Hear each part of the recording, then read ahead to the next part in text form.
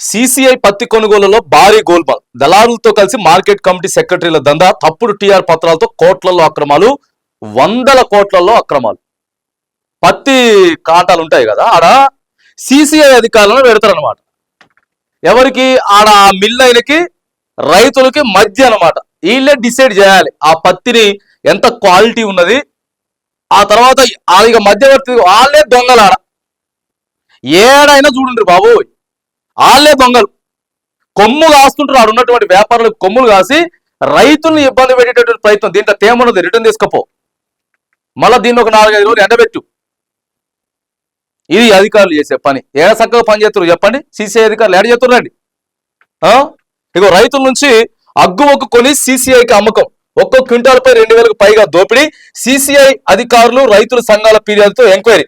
అక్రమాలు బట్టబయలు కావడంతో 7గురిపై వేటు. ఏఈఓల పైన కూడా చర్యలకు రంగం సిద్ధం చేయాలని నిజంగా చెప్తా ఉన్నాం.